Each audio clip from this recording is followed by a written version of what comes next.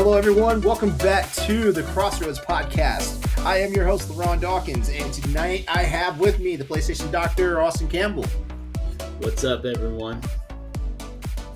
Mr. Stoy Boy, Stoyjovic. What's up, everyone?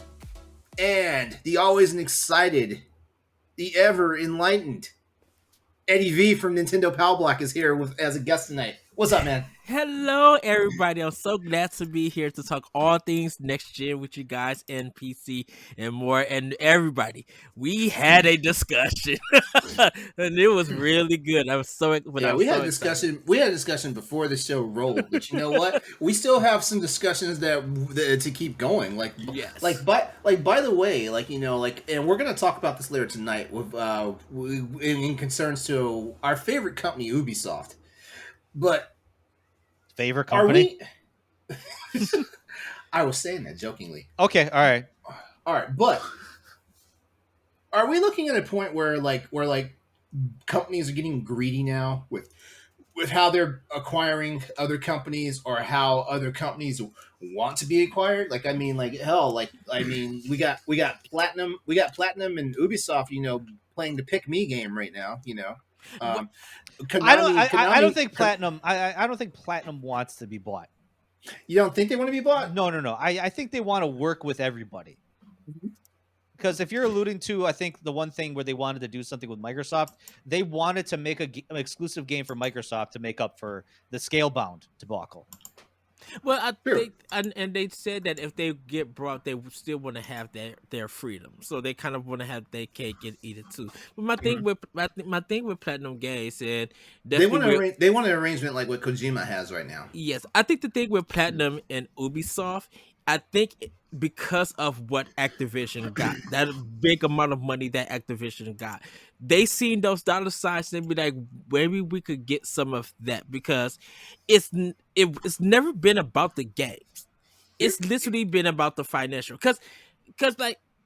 So I was thinking about this because I think, Nintendo, whoever they acquire or anything, they acquired them because they worked a lot with them. Insomniac being acquired by PlayStation. And Bluepoint also being acquired by PlayStation, by Sony. That made sense because they have worked with those companies. They have worked with Sony and delivered some phenomenal Game of the Year quality games. So that makes sense. Bethesda and Activision, that doesn't fit. That really doesn't fit Microsoft at all. But are you sure though? Because if you look at a lot of like Bethesda's titles, how they've sold over the years, like Fallout sold more on Xbox consoles than they did on PlayStation consoles. Same with Assassin's Creed. Well, same as Assassin's Creed when we look at Ubisoft. Like more Xbox gamers played Assassin's Creed titles than PlayStation gamers, and that doesn't necessarily mean that PlayStation gamers weren't interested in those titles. It just seemed like. That might have been because of the 360 era, and it kind of felt like it switched when PlayStation 4 came out because PS4 was being popular. Because to see Activision put a lot of stuff with Call of Duty more on PlayStation 4 after Xbox One wasn't getting the numbers that they were getting. Bethesda was kind of very iffy with things, but it kind of still felt like who Bethesda or ZeniMax in general, who are you siding with? Because it just felt weird, the switch after 360 and everything. It just feels weird that when those companies got acquired and the amount of money that they got, that started getting other companies talking about wanting to be bought. Well, here's one thing we also need to take into effect. We have to factor in, right? Because we say this right now, as affiliates of Boss Rush Network, we say this right now, where we're like, this game's like there's already a lot of talk right now, because the Cowabunga collection's coming out, and a good general consensus is saying we're gonna get it on Switch. It feels like that's the best place to play a game, or Shredder's Revenge, for example, stuff like that. I think what you also have to factor in with how these games sell is I know PC is the nullifier here, but there's a lot of games I prefer to play on PC versus games I'll play on Switch versus games I'll play on PlayStation. I don't have an Xbox, so I can't really say what I'd be playing on Xbox except for tried and true Xbox exclusives that I can't get on PC Game Pass. But yeah, like I think that's the other thing that we're not factoring into the whole equation. Like, some of these games sell better on certain systems versus others because like it just feels like they're more at home on those systems. Like I guarantee you, like Cuphead probably sold tons once it came to Switch. Oh yeah, it was 3 weeks. It was in pre-orders, and then when it came out, I think it was like two additional weeks. That was like number one bit on the game. Um, If I'm not mistaken, like the limited run games version of Scott Pilgrim, didn't it sell more versions on Nintendo than yeah. anywhere else? Yeah. So limited run is a weird thing because anything that hits Switch that is physical that gets sold out first before the Mhm. PS4 versions get sold out. Yeah. So that could be like any game and stuff. I think I was kind of want to ask you guys, do you think that with all these acquisitions that's going on, is it time to redefine third party? Because right now it really feels that if we're going to be talking about third party, it's really going to be Japan at this point in time because a lot of these I Western market I are don't think I don't think we can say that because third party is anybody that doesn't have like the Sony Studios umbrella or the Microsoft Studios umbrella. You know. well, in a sense that Bandai Namco is now kind of like the leading third party because of Elden Ring.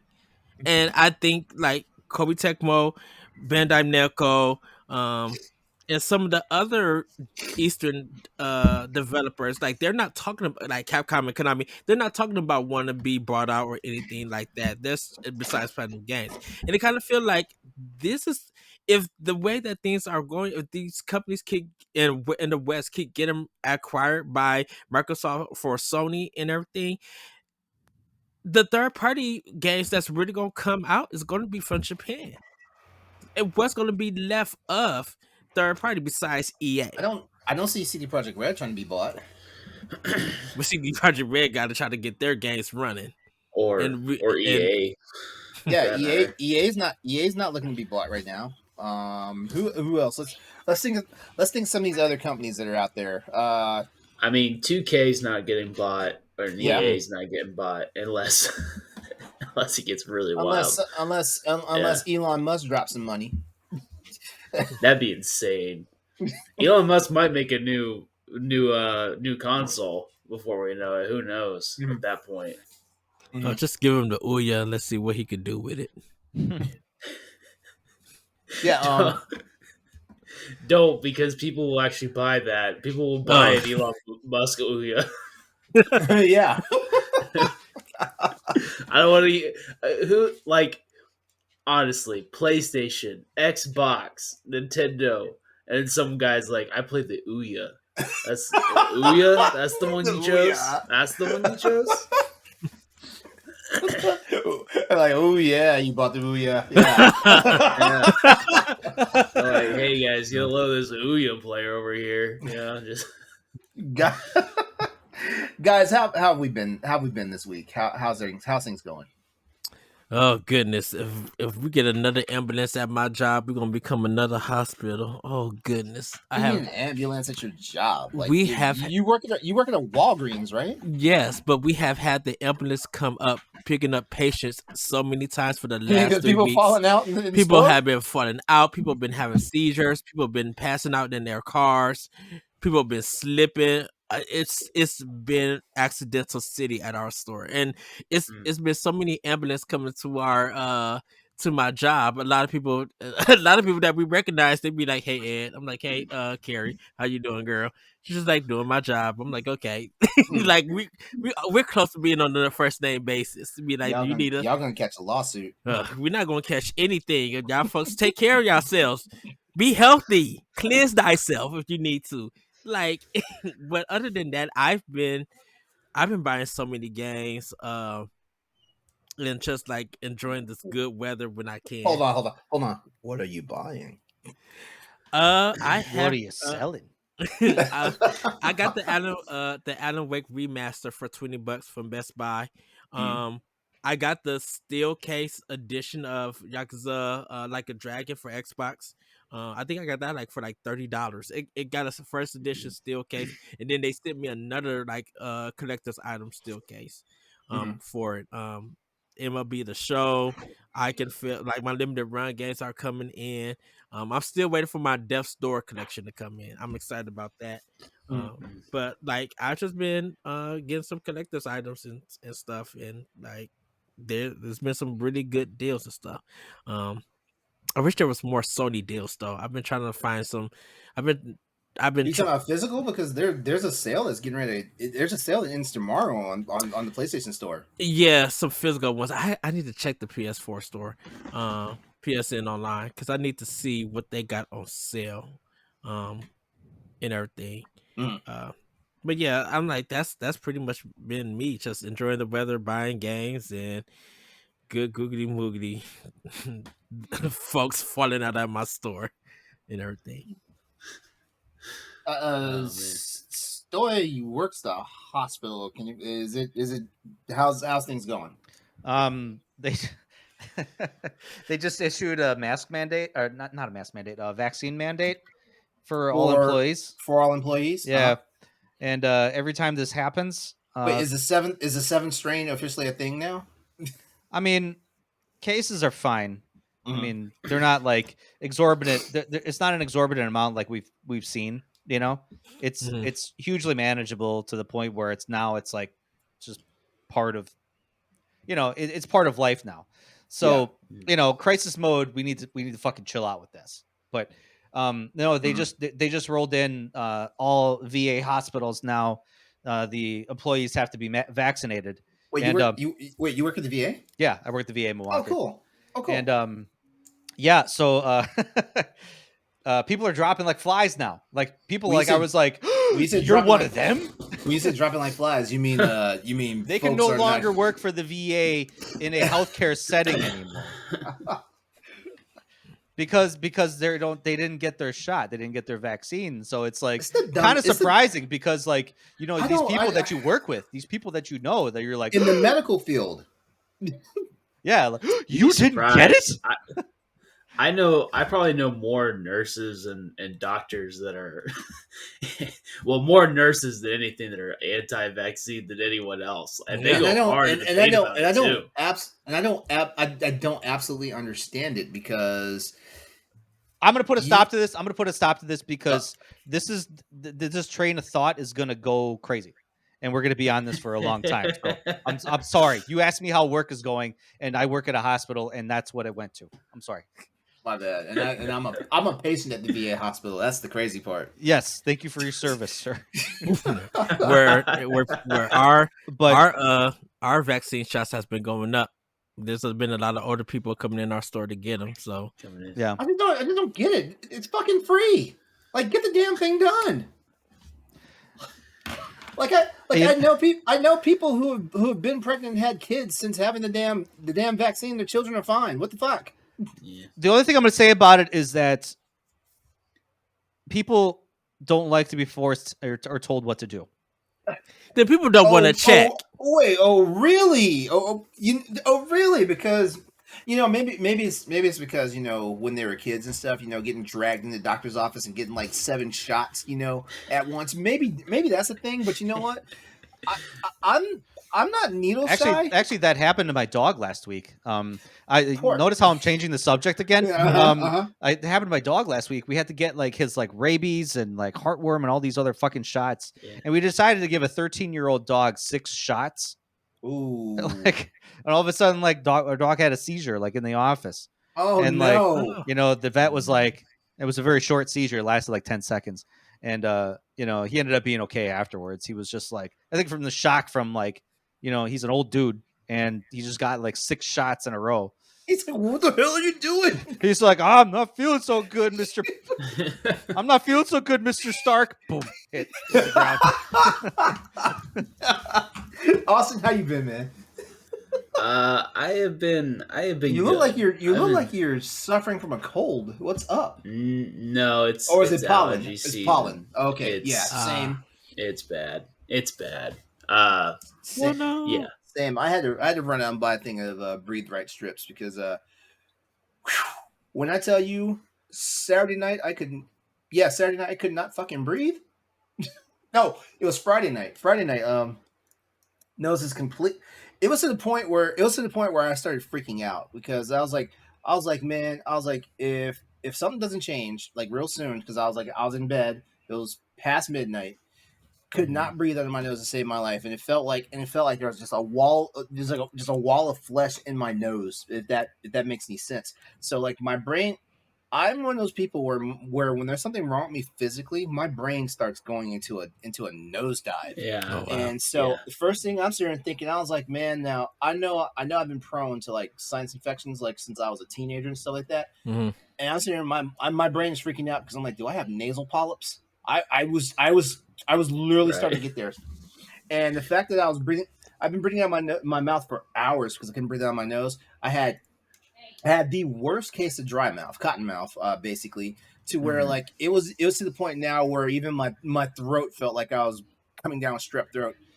Yeah. So here I am at 12 something in the middle of the night, and I just opened up a pack of chewing gum that I just happened to have laying around, and I just started chewing like sticks of gum, trying to get moisture back into my mouth. Yeah. As soon as the moisture comes back to my mouth, like one of my nostrils finally opens up, and I was like, okay, this is it. I need to lay down and try to sleep now. Laid No, down, when got I- comfortable. So Austin, hold back on, to hold the on. question. Back to the question, Austin. How are you? Well, when I wake up at like 3 I'm a.m., sorry, it's like the peak. It's like peak. Like I feel like I'm in a movie, and in the dream I was being submerged underwater, and I wake up like dry mouth and just like I can't do it. And yeah, I'll do gum, or I'll get like some. I have like those breast savers or whatever, just anything to just like Yeah, feel like I'm constantly having candy in my mouth at this point, like suck on candy or gum, just because it's like I don't know, it's just dry, just yeah. all the time dry, and I can drink as much water as I want, and it does not fix anything.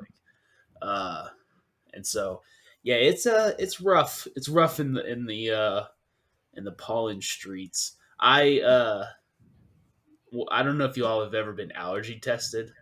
If you've ever gotten the allergy test where they like prick you. I I've never haven't. actually gotten an allergy test. I haven't gotten that.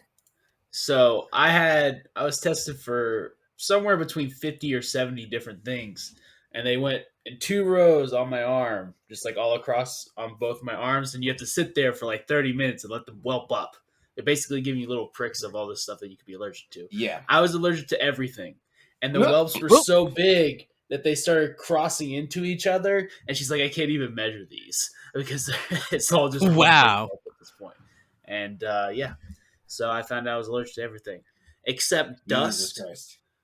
But then I got allergy tested again, and they're like, "Oh no, you're allergic to dust too." I don't know what happened that first time. God, what man? Goodness. Like your genetics do not like you, man. Like, Dude, I think it runs in the family. There's a lot of weird. oh, I was about to ask problems. how your brothers are.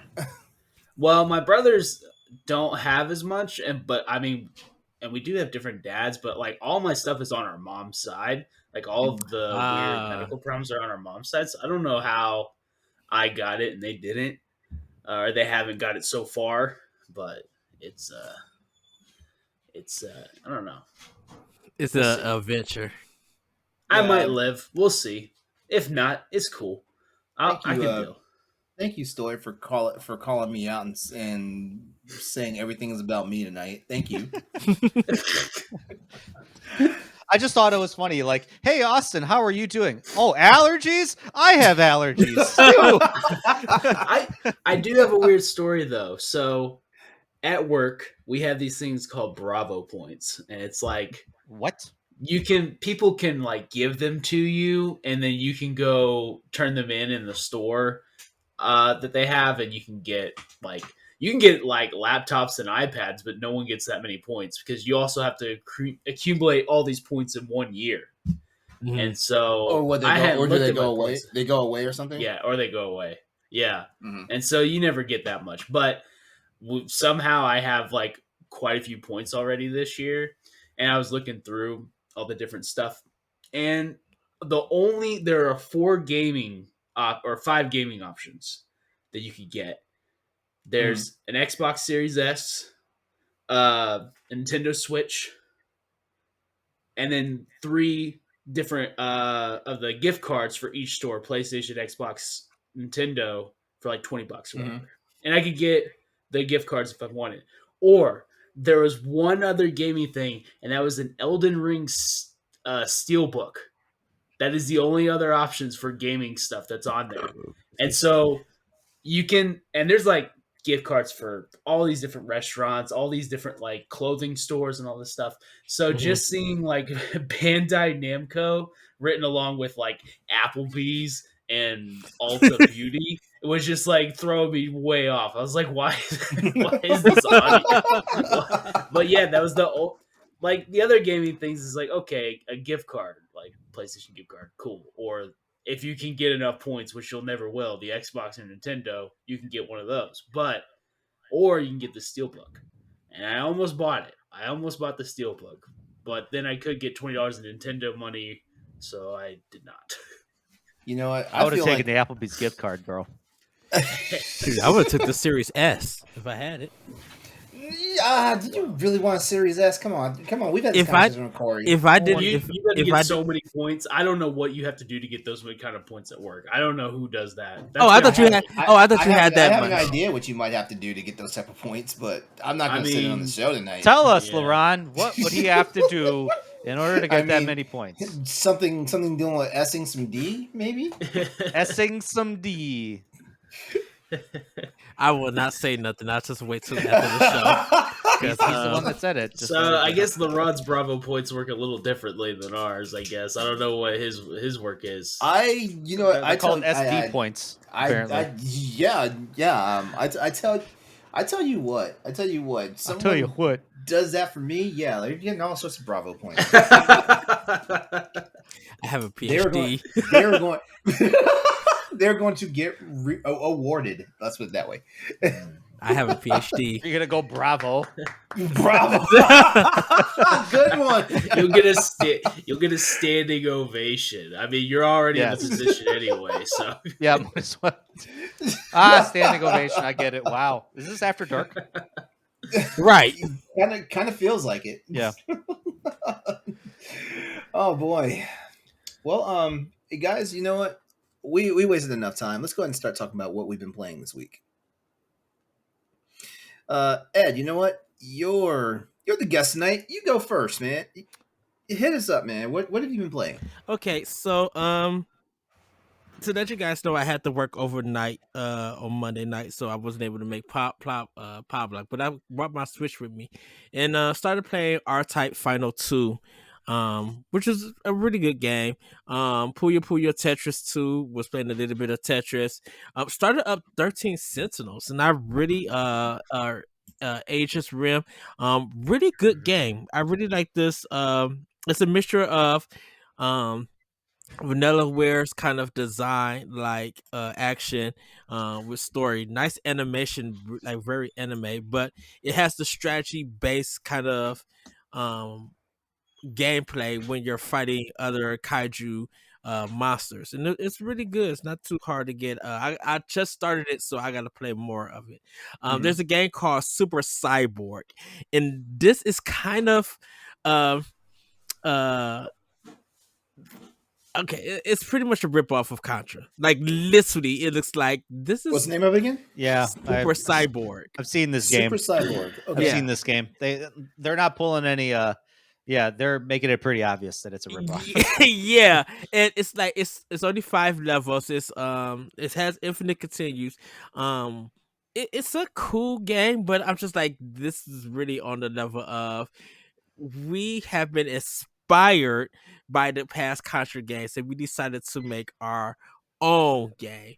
And I was just like, ooh, good googly woogly. Okay, the way you're using air quotes though, it sounds like it is the game. It's literally, if you look at it, you be like, am I playing Contra that's been reskinned? Let's take a look here. Go ahead, keep talking. 8 Doors I've been playing. It's a Metroidvania about a girl who goes into purgatory because she's trying to look for her father, who she believes didn't die, but somehow his spirit ended up in purgatory. So it's kind of oh my god, this game is a ripoff. Yep. I'm just looking at that first boss encounter. yes. played a little bit of the Contra collection, just for fun. Ended up playing Contra Hard Corps on Genesis Online. Really enjoyed that. Started Little Nightmares. Um, really good game. I think it's a little bit too dark for me, lighting wise, because there's some parts that be like, where do I go next? Where do I find something? So I gotta just play a little bit more. Tales of Vesperia, I started also enjoying that. Last but not least, Mighty Goose Game. No, not Mighty Goose Game. I'm sorry, Mighty Goose. This is a run and gun shooter where you play as a goose who's stopping this like alien invasion. It's like about about 10 levels to it. And then it has like a mirror stage. And the more you play, you can accumulate different coins, different powers and companions that will help you out throughout it. It feels like a mixture of Metal Slug and Alien Hominid together. There's points where you can get combos and it slows down. The ending is kind of disappointing in a sense. If anyone is interested in playing it, but it really is a fun game. They mix it up with vehicles and two of the levels they. No, yeah, we know this, LeRon. We know it. We know Eddie. Eddie and Kat are like two of the same coin. They kind of mix shooting up in it like traditional shoot 'em ups when you're like in space and stuff. So, and last but not least, Slipstream. It plays like Outrun. It makes me think of Outrun. Oh man, I keep forgetting that this game is out because that's definitely on my radar because it's really good. I'm really enjoying it. All right, cool. Yeah. But that's pretty much all that I am playing. And Link's Awakening. Are you sure? Yes, I'm completely sure. That's Okay. all I've been playing. I told you that. I swear, this man's home with his video game library. He probably has a card catalog. Like he can tell you what row, what shelf, where specifically the game is located at. His game is the Dewey Decimal System. Like I said, the card box. I was at work. I was at work overnight, so Ed, what's entry 933.12C? What entry is that in your library? That would probably be Titanfall 2 on Xbox. Jesus Christ. Austin, please go next. I'm glad that people are finally playing 13 Sentinels, even though we Vita people have been telling you for years now to play this game. And now it's on Nintendo. Everyone wants to play this game. I have it on PlayStation 4. True Vita people, yes. We've been telling you. Yeah. This is a great game. A lot of people been saying that to try to get it out there to play. It's great. It's a great game. Almost Game of the Year when it came out. Almost. Wait, is that what you're playing right now? No, I played it when it was on Vita. Where it was supposed to be played, and no one played it. No one was coming here. I missed that one. I'm sorry. No, I'll get it. I'll get it and play it on my Vita. I'll get it because I do that.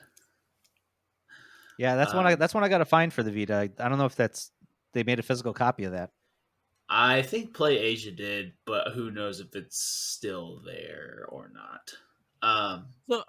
So also, can I say I didn't know that it came out of Vita because I never seen a copy of it. Maybe they had discontinued sending games to us at Toys when it came out.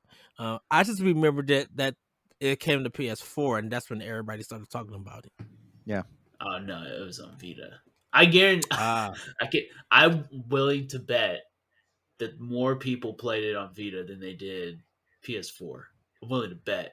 I want to bet the money. I don't know how we get those numbers. You like losing money? You like losing money? I know. People don't understand that people but that who contradicts had what you Vita said. Bought Vita games. Two people had Vitas. Two people had Vitas. Me and you. Yeah, and we're both on the show. Yeah, right. But that kind of contradicts what you said that came out of Vita and nobody played it. But then you said more. I didn't I'm talking about Austin. I said we Vita people. We Vita people played it. We Vita people been telling everybody to play this game. I need to not say anything else before I get voted off the island. Like I love my place in Vita Island. I didn't own one, so I'm just. And you see, that's the tragedy. That's No, I had the 3DS, Listen, so I had a better library. that is a bigger track. Nah, I'm probably off the island too because I actually have not played my Vita in a while. And I played my Vita, but y'all are gonna laugh when you hear the last game I played on the Vita. I was My gonna son. say I don't think yours counts though because it's probably not even a game that's on Vita. It's not even a Vita game, so I don't know if that counts. Your Wait, Vita has are you been sure it came tainted. out on the Your Vita? Vita is not a virgin anymore. Okay, You said my Vita's been tainted. It's been exposed. Hey, I can't help it if I want to play freaking Legend of Zelda: Link to the Past GBA version on my Vita. I can't help that. My GBA is dead. Like I actually found my GBA when I was moving, and yeah, like I think the battery the battery is We call it retrospective. It was the SP. It was the SP. So like the one with the internal battery. So I'm pretty sure like it was just like battery's dead. And you don't even want. Oh, I had to finally rest in peace my PSP. Oh no! The battery exploded. Well, it bulged out of the casing. Oh, E. no. Yeah, that happened to me. That happened to me. Yeah, and that was a PSP 1000 battery. Ooh. Yeah, that was the OG one. G. You was doing that retrospective on your Vita with the Legend of Zelda. I do all sorts of retrospectives. Austin, That's what we're going. Sentinels didn't come out for Vita. Yes, it's already been out. No, it said it got canceled. Because I don't remember it coming out for the Vita, but Wait, Austin, are you running hacks? are you running hacks? Sir? Are you playing? Are you using your Vita as Are an you doing that emulator, sir? retrospective on your Vita? Are you trying? Are you blaming me? Are you saying I would accusing I me would of having a never non-versional PSP? I would never taintify. I would never do that to my Taintify? Vita. I never. Austin, My are you Vita doing is that strictly- retrospective? Hey, look! I deflowered my Vita, and she is very appreciative. Ron, we both know that I'm not smart enough to run stuff like that on my Vita. I've been asking you to fix my PS1 Mini like this for a while now. We got to do that because that thing is garbage. You need to catch me. You need to catch me one weekend, and we just need to get a good Skype session going. Yeah, the PS1 Mini, I gotta say, like, it's not worth the money it was spent. So it needs to be For real. Those Take what it. was only 20. You only get 20 games, right? And maybe yeah. and not they even don't- 2/3 of them were like what we wanted. And they don't run that well either. I don't know. It's very Anyway, I love how these companies don't get emulation on their own systems right. I love it. I have I did not play much this week at all Mhm. because I just had too much stuff going on. But I played a lot of MLB when I did, and I played Tiny Tina's Wonderlands, but didn't get very much farther than I did Austin, last I'm week almost or the week ready. before. I'm almost ready to take the plunge and get MLB The Show for PS5, just so you and I can go head to head. I'm almost ready to take that plunge. I'm still a little upset that like Game Pass PC isn't getting it, because I was upset about last year when that happened. I don't understand why. I don't know either. I'm not sure Maybe why. Maybe someone's like, no, we're gonna lose too much money if we let Game Pass PC have it too. I don't even think MLB The Show has ever been on PC. No, it hasn't. No, it's never. And It's I'm never trying on- to think of how many baseball games are on PC that aren't That aren't EA? franchise simulators. Yeah. No, I wouldn't even say EA's probably been on there. I think it's just been like because when I had I played several EA games on PC when I was a kid, and there was never a baseball. We had basketball and hockey and football and soccer and NASCAR, but we never had a baseball that I can remember. Yeah, because Triple Play would have been the baseball from EA. They would have been on PC. I honestly wonder if baseball on PC would be too easy. Like, I don't know. They were probably modded for roster changes. That's probably be the only thing that I could think of. Yeah. You know, honestly, I think that's probably why they don't do it on PC that much, because the thing about it is, like mods would come out, and what's the reason? What's the reason to get like the newest version of the game? Because that was I remember on PS2 NCAA games. Like Mhm. when the old ones stopped getting supported, like say like we're on NCAA football 17, and people still had NCAA 15 or 14. When updated rosters came out, like you could there was a way to download like an entire like Dex chart, Well, save it they onto your memory they card.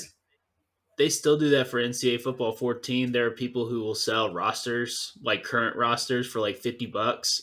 Like they'll send you a USB with the current roster. Like, but it's a lot of work if they like get all the names and everything right. Yeah, you know So, what? but these people $50 are though? hardcore. Maybe I'm a like cheap NCAA ass. football is hardcore.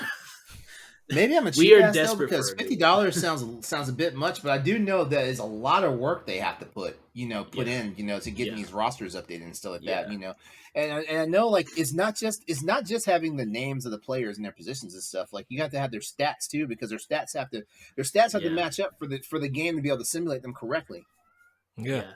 There's there's a hardcore community still out there playing NCAA football 14 because it's like one of those things, and they put in the work to try to get the rosters correct and everything. I really hope that we're getting a new one this year, but that's besides the point. But I don't think that that's why PC would do just for the rosters, just because people already do that now. Like that's still a thing. But I actually did purchase quite a bit on the Switch sale. It might still be going, but and I bought Skyrim, and yeah, I'm playing that again, and it's I saw you playing Skyrim, because I was Saturday night I was playing Among Us with my party buddies, and I kept seeing your name pop up. I was up too late playing Skyrim. I was up till like 2 in the morning playing Skyrim. I'm like, I'm doing it again.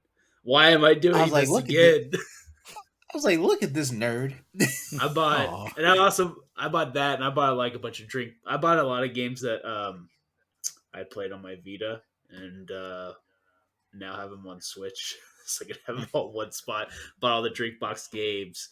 There's a game that I really want on Switch, but it was produced by Sony, so I don't know if it ever will. But it's called Orshika. I really want that game on Switch, but I don't know if it'll ever happen. I looked it up and I was like, I don't know if it'll ever happen. But that game is great. Did Sony develop it or just publish it? They published it. The people who made Tales of, I forget who made it, but they made a bigger game later, so I don't know if they'll ever do anything else. Send me a link to it, a video of it, because I don't think I heard of that game. Yeah, it's Orshika, Tainted Bloodlines. It's a great. I've heard of that. You play as an otter. Whenever you're exploring the world, you're like an otter, and like, and then you go into your fights. It's great. Okay. All right, Stoy, you're up. I ended up taking Austin's recommendation and downloaded eFootball 2021. Yeah. Oh yeah, and, I saw the chatter about that. Yeah, they fixed it, but there's still a lot that they haven't There's still brought some in. brokenness. Well, it's not broken. It's just there's so many different like things they promised. This is kind of like a like a cyberpunk thing where they released a broken product because they wanted to release it quickly. And like the game was just unplayable, like soccer wise, and they fixed a lot of the like passing accuracy, the dribbling, definitely they fixed, and shooting and crossing. Like it's phenomenal to play, and I think it plays better than FIFA, like on a 1v1 type scenario. Like the Unreal Engine that they're using looks amazing, which is actually surprising because but I forgot that the Fox Die engine or something like that, or whatever Konami's proprietary engine was. I wonder if they just the same engine they've been using for Metal Gear Solid. Yeah, but I wonder if like ever since Kojima left, they may have stopped using it. I don't know. But yeah, it actually plays very well. The only problem is that much of the game is not playable in single player. Wow. Yeah, like I would say 90% of it you cannot play single player. You have to play online. It's got to be multiplayer. I kind of knew that going in Mhm. because it's free. It's a free to play game. Mhm. Ah, okay. And you could take you could take teams like there's a small group of like actual professional teams that have contracts with eFootball, like Juventus, Bayern Munich, Manchester United, stuff like that, PSG as well. But you can also make up your own teams, and you can actually sign players, and it's just kind of like the more reward points you earn, the more players you can sign, and of course naturally if you want more reward points you could just dump a bunch of money and those kind of predatory practices.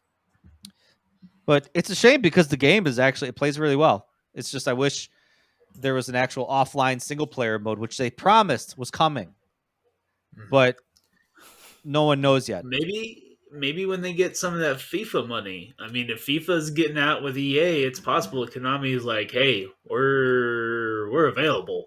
I feel like that's why they're pushing for this new update is because they see they see that FIFA's now becoming a single woman and they're making their move at this point. Yeah, I mean, by all intents and purposes, I think this one plays better, and I think winning 11 when in the PlayStation 2 and PS3 days, I Mhm. think mostly PlayStation 2 days, that was a far superior game by all intents purposes. Like it was a better soccer game, better tactics, better techniques, better controls. Like it was better. I thought, and then FIFA, EA came in with all the EA money and just bought the license and just really sunk Konami's winning 11 property. So Hey, Austin, real quick. Mhm. I'm curious. Did you jump into Warzone? Did you do the Godzilla and It's like King he doesn't Kong? even care about me. Oh no, It's like he doesn't even care.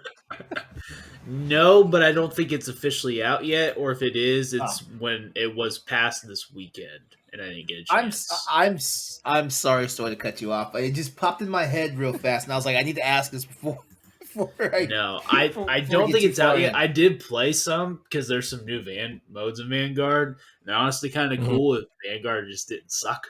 But let's let Stoy tell people about what games he's playing. Yeah, I was gonna get back to him. It was just in my brain.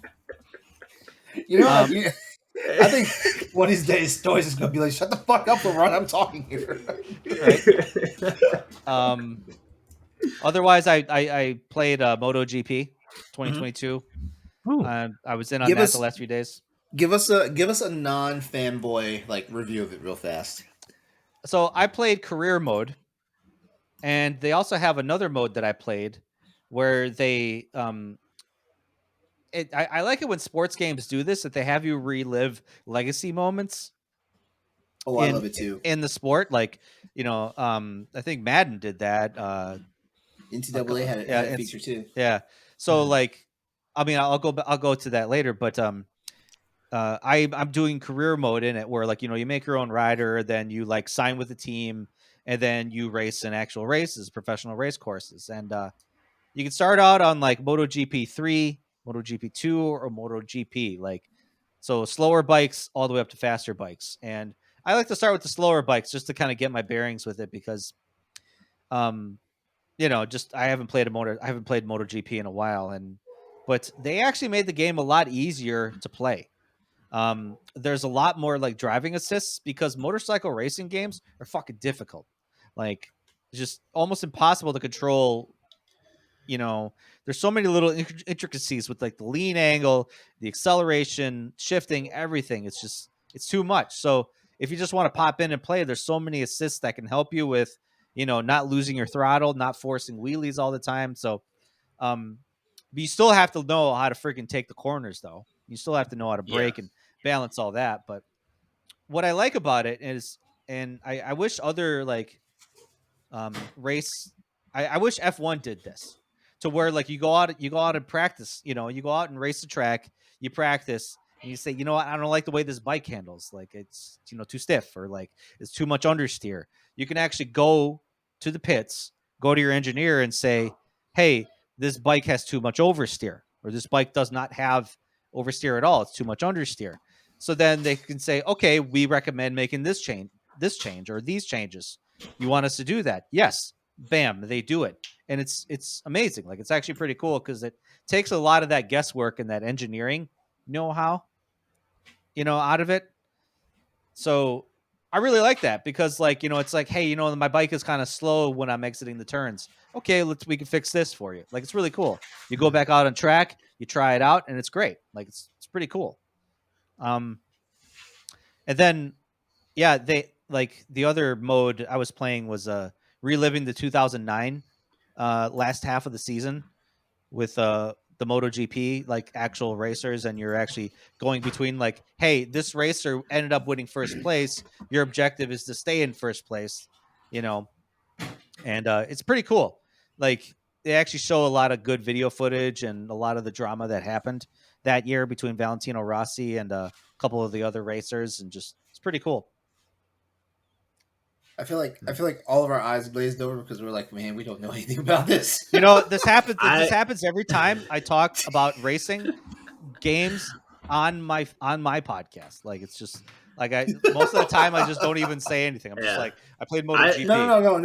No. I asked you though. So like I think I'll pick it up, give it a try. But I haven't played MotoGP since the PS2 probably. And it's because it's very difficult. It's not as forgiving as driving a car. No, definitely not. When you take corners wrong on a motorcycle, there's no way to like counteract with it as much as it is with a car. So it's like, no, this game is not for me. I will stick to MX versus ATV if I want a motorcycle game or something. Yeah, stick to Excite Bike. There was but yeah, like I said, if this is something like Eddie, you said you were thinking about picking it up. It's on the Switch too. I know. It's like I said, there's so many assist changes you can make to make the bikes drivable, but like I said, there's still a high degree of simulation involved in here. So to learn, yeah, I'll pick it up. I think it's something that I want to experience. I want something new that I think I could get into or just learn and be like, yeah, I give it a try. It's cool. You're going to use that rewind feature a lot. But you know what? And Austin, I don't know how you feel about this, but I used to hate that feature when games started introducing that. I think Grid was one of the first games like way back when to introduce it. And then like now like it's permeated itself into like every game, every racing game out there. Yeah, Gran Turismo is. I don't think they have it in there. But yeah, that's actually one thing I like about it. Yeah, it makes me want to hate that better. Feature. Yeah, but sometimes I think it's good practice because like if you don't nail a turn, well, let me go back and try that turn again. And it's like, okay, let me go back and try it a different way. So it's like you're still kind of practicing. And it is making you better instead of like, well, the next time I'm going in that turn is not going to be for another 2 minutes, and so it's like a necessary evil sometimes. Like, I could practice the same turn like 5 times in a row, and then okay, all right, next time I go through, I know exactly how to do it. So that's it. LeRon, May 11th. Is when the King Kong Godzilla update comes out. Cool. So the season started this weekend, but the big event does not happen until May 11th. So I'm curious. What are we the gamers in the game playing as humans trying to fight off these big beasts? I'm gonna assume that either that or probably something that I think would be kind of cool is if it's just Warzone, but there is a fight going on in the background that you can just be destroyed by. Okay, that's kind of what I'm thinking. But I don't know. I don't know how, because there is modes in if you play zombies on some of the newer Call of Duties, they put you in the Warzone map and you can play zombies in the Warzone map, and there's like a giant place where you can shoot zombie, and they have like giant zombies in there, but nothing near as big as like a King Kong or Godzilla would be. So I don't know if that's the Jesus. What the heck What? was My that? cat. That was my two cats. They decided to go at it this tonight. So, but yeah, Does that happen often? it has not actually happened in a couple. I feel like a couple weeks. It's been a long time since it's been that kind of a fight. But one of my cats is twice as big as the other cat, so it's not really fair for the other cat. So when they do fight, she makes those noises. So, yeah. Okay. It's King Kong you have no- Godzilla. I'm living in Warzone right now. That was King Kong I Godzilla. was about to say you with the cats. Yeah. The update is out now. You can now go play it. Speaking of war zones, I jumped back into StarCraft 2. Like I What? said Wow. I said I was gonna do it in the What Are We Playing weekend edition, and that's what I did. I played it. Of course, I got my ass handed to me, but because I haven't played StarCraft. I haven't taken StarCraft 2 seriously until until I haven't taken it seriously for a while. And when I say seriously, I mean just wanting to play it. Crap, like the game. How old was the game? I want to say the game came out in 2010. Ooh. Yeah. So, but I didn't play. I didn't play it until like the Wings of Liberty like the Wings of Liberty expansion came out. Mhm. So, and I didn't play it hardcore back then. So, so I jumped back into it. I was like, what am I doing? And, keyboard and mouse. Oh, man. Yeah, like what's going on here? So like that. Yeah. Like Protoss is beating my ass right now because I am playing as the, as the Alliance, the humans. So yeah, like I'm getting my ass handed to me. It's kind of fun. That StarCraft remaster is still happening, right? It never got canceled, did it? It hasn't gotten canceled. Wait, I thought it was already out. Or is it No, already no. That was a Warcraft remaster. Oh. No, Diablo remaster. Well, actually, Diablo wait, aren't remaster. they? Diablo remaster is already out, but aren't they doing a remaster of Warcraft as well as StarCraft? I know StarCraft is on there. I The think they remaster are. for Warcraft already came out. Yeah, because nobody didn't like that remaster for Warcraft. Okay. Because they monetized the fuck out of it. They did? Oh yeah. Oh, Well, it's like basically taking old school Warcraft and turning it and modernizing it. That's basically what they did. So Yeah. So yeah, like I think. as I continue more into my StarCraft is not going to horn in on any of my Monster Hunter time, but as I continue in on more StarCraft, I Thank will God for give that. updates. I will give updates. I said the same thing about me buying Skyrim and saying, "Hey, this won't take any time away from me playing Tiny Tina's Wonderlands or anything else like that." And yet here we are. Have you put Triangle Strategy on pause? Yes. Okay. Yeah, Okay. and Kirby. I put Kirby and Triangle Strategy on pause so I could play. You got to the finish 1200 Kirby. time. You got I to get need to the to. end of I Kirby. need It's to finish so Kirby. so good. Well, no worries, because I need to get in my Son of Rise. I need to get ready I'm for on summer DLC. World. I finished World 4, if I remember Okay, correctly. you halfway through the game. You're almost halfway through. The last boss fight was the cheetah lady. Yeah, you're halfway through. And then once I said that once I talked about it over the air, I guess Twitter heard me because then I saw everyone's horny versions of her pop up on my timeline, and I was like, "Great, Really? great." I haven't seen or heard anything like that. Oh yeah, it's out there. It's out there. Oh, All right. interesting. All right. Well, I mean, I guess now's a good time to go ahead and segue into the new and notable games coming out for PC, Xbox, and PlayStation for this week. This week being the 25th of April to the 1st of May. Guys, let's talk about some games real fast here because there's some. I feel like the week is There kind ain't of nothing coming out. Hold on. Have you looked at this Hold roster? on. There's like, Oh, there's like yeah. 1, 2, Ooh, 3, boy. 4, 5, 6, 7, 8. There's 9 games. There's bangers, huge bangers. I can't wait to talk about this. I changed my mind. I'm sorry. Let's All go. Well, y'all, the week is the week is peppered with new releases all around, but there's only one title this week that will probably scratch the itch of any, if at all, most gamers. And even though there's a drought, please enjoy it because you guys know real soon a whole bunch of stuff is It's going to gonna be be coming. over. And it's all gonna be on Nintendo. Bank accounts are going to get obliterated and stuff like that. So just be ready for it. All right. So starting us off here, the 25th of April, which was yesterday, we had Research and Destroy available for PS5 and PS4 as well as PC, Xbox Series X, and Xbox One.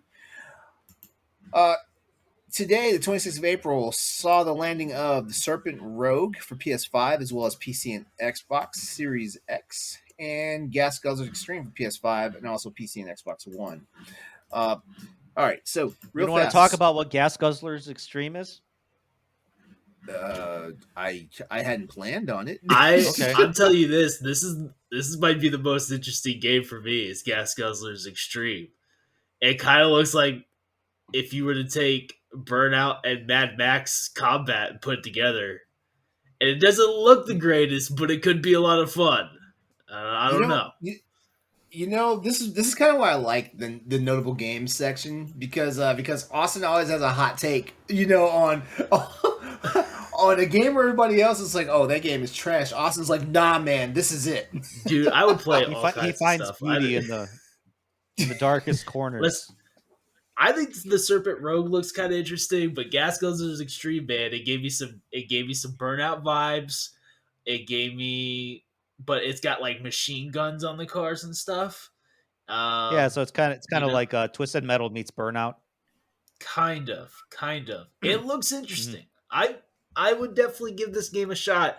It says it, so it's on Xbox One. That'd be a great Game Pass game. I hope that game's coming to Game Pass. That'd be great. I would try it. If not, I might wait for a sale. But I think it looks cool. I'm watching the trailer right now. Looks cool to me. Shoot. I lost my train of thought for a second there. Hold on, I'll get it back. Vampire the Masquerade, that's next. Thank you. All right. On the 27th of April, we have Vampire the Masquerade Blood Hunt coming for PS5 and PC.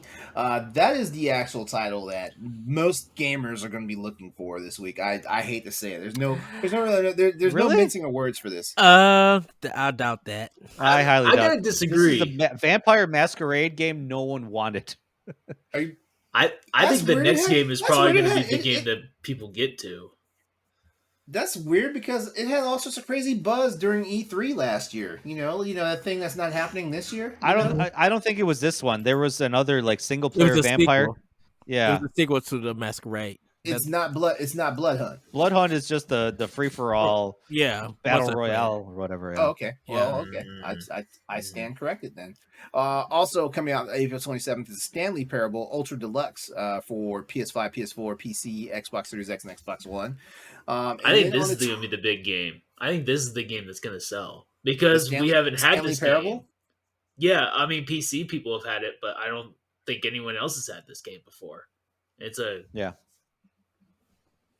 lot of PC people tell me about this game all the time. Oh, okay. I'm not one of those PC people. Have you played a Stanley Parable? I have not. Then you're not a PC people. It honestly doesn't sound like a game that I would play. Not based off the name. By the way, I'm one of those. I will judge book by its cover. I will. It definitely doesn't look like the most. It looks like I think it's a walking simulator if I remember correctly. But I've definitely heard a lot of people talk about this game. Then it already has a couple things going against it. As far as I'm concerned, Eddie's licking his chops over there. I know that for a fact. Walking simulator, yes. I haven't been caught out. I can't do. And lastly, this week on April the 28th, we have Sherlock Holmes Chapter 1 for PS5, PS4, as well as PC and Xbox Series X. The House of the Dead remake for PS4, as well as PC and Xbox One, and Waifu Impact for PS5, PS4, and PC. Let's go! Waifu Impact. Let's go. Oh boy. I'm actually gonna look this one up too. I want to figure it out. I want to see what this is. No, what's going on here? Third person shooter. You're on a deserted island equipped with a water gun, Yeah. and you have to unlock Mm. waifus as you're squirting your way around the island and exposing 8 beautiful girls. I don't know. Increase your infinity with the No, girls, I mean, defeating your enemies with them, and then check out the gallery to see what they have for you. so Okay. yeah, there's definitely some big busty women on here, and they're only covered. Yeah, they got water guns. That I don't know if this is a battle royale, maybe. Actually, I think it. Oh no, it's not. It's like yeah, you're on this island. You're just shooting other. You're one of the I got waifus. I gotta tell Stephanie about this game. It kind of looks like Fortnite, but with No, anime this chicks. You know. kind of Yeah. reminds me of Senran and Kagura Peach Beach Splash. Wait. Waifu Impact. Why does this look disturbingly like Genshin Impact's graphics though? It might be a mod that was made in Genshin Impact and someone made it a real game. When is this game coming out? The 28th. So yeah, like Thursday. Thursday. Yeah. Tell you I'm gonna what, put this on- if I'm gonna this put is a this on free my to play list. game, if This this game is is a free-to-play $5 on the game- Switch. This game is It's gonna $5 be on the Switch. $5 right now. bucks on the Switch. let's all play Waifu Impact this weekend, guys. Let's all Okay. we'll do a book Let's club. do a Crossroads. We'll do a Let's do deep- the Crossroads Plus episode. Is this one? We'll do a Oh deep my theological goodness. discussion on Waifu Impact. Yeah. Okay. Yeah. Yeah. I'm seeing here Waifu Impact, Genshin and Sinron Kagura together. Yeah. I guess Sinron Kaguran is another. Senran Kagura Peach Beach Splash. Thank you. Didn't I say that like 2 seconds ago? You did? Yes. What is LeRon. that though? You did say that, but I don't know what that is. That's so, probably so, what. so you have the Senran Kagura series, which is a bunch of tiggle bitty anime girls and ninja dudes, and it's actually pretty solid, like third person action. But occasionally the young ladies like to kind of get together and squirt each other with squirt guns. I will Watch say the that intro. just going to- Watch. I want you to go on YouTube and I want you to watch the opening intro video, the opening intro cinematic to Senran Kagura Peach Beach Splash. It's going to tell you exactly what the game is about. Can I just type in beach splash and it'll pull up? Peach, because I don't know. Peach Beach, Oh, peach Peach beach Beach. splash. Oh, I see it. Let's see. Peach, Peach Peach splash. Beach. Give Yeah, me just that just watch the trailer. opening. Yeah, Let's see. YouTube's I giving mean- me an ad. Waifu Impact is pretty similar to this, so it's familiar territory for me. I have a copy of it. I have Yeah. a physical copy of it. If you go on the thumbnail Okay. for the waifu impact, like it's just a girl with only hearts covering, and that's it. Oh, this is very Wow. interesting. This is very, very interesting. I might have to play this game Yeah. too. Okay. We'll see. I used Anyway, to play is these that games it? on Vita. That is all the games. wow. That is all the games coming out for the 25th of April to the 1st of May. Yeah, so apparently the Vampire the Masquerade Blood Hunt game is not the game I thought it was. My bad. Sadly, the game of the week that is not on any other platform besides Switch because Nintendo Switch Sports drops Friday. So that's the one that everybody's looking for this week. Not anymore. I'm gonna take my pre-order back and get Waifu Impact. Oh wow! Let's go. Yeah. I'm watching this trailer, Stoy, and the reload animations for some of these guns. Yup. Let me tell you. Are they what I Let me think tell they are? Do they look like what I think they look like? Oh my! I mean, they would definitely be weird shaped if they looked like that, but the way that they're doing it doesn't. So doesn't is this the opening animation? Like Wait, they're dropping? Yeah, from the- they're dropping down, and they're using their boobs as parachutes. Yes, Yeah. yes. Good grief! Good grief! It's time to wrap this segment. It's time to move this segment along. Hey, guys, Crossroads Plus. I want everybody to. Yeah. I want everybody to play this game, and we're gonna come back Yeah. and talk I about got- this. I got $4.83 in Nintendo points. I will definitely put them towards that. I'm gonna write Yeah. my college thesis paper on waifu impact. Oh wow. Just see how it goes. Hey guys, let's talk about the fact that you can now pick up Ghost of Tsushima merch on Tsushima Island. All right, You so sure you want to talk about that, or you want to talk about the fact that these girls parachuted on a deserted island, and they're using their boobs as just parachutes. using their boobs as parachutes? Yeah. That's not even physically possible, and yet they did No. it. They did it. Yeah, they did it. Yeah, we got to give these girls credit. Okay.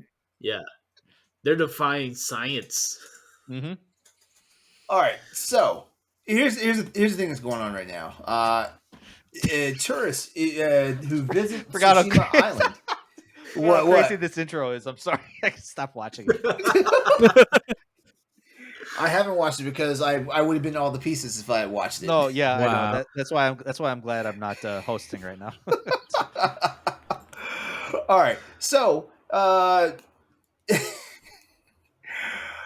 wow, I haven't even watched the intro, and I'm a mess right now. Wow. Okay, all right, so And he's there is watching it a repeat. there is We're podcasting. Uh-huh. so that wonderful game from Sucker Punch, Ghost of Tsushima, like Tsushima Island. Part of the tourist attraction thing now will be that you can get merch from that's actually affiliated with the game while you visit the island. It's kind of cool, actually. Whoops, what happened there? Something happened there. Okay, so the merchandise in question will be created by MSY, whose director Masaya Akiyama said the Ghost of Tsushima collection incorporates the high quality and fun of the game and the excellence of its creation into graphic design with a sense of respect. So if we there's a link that I'm going to provide.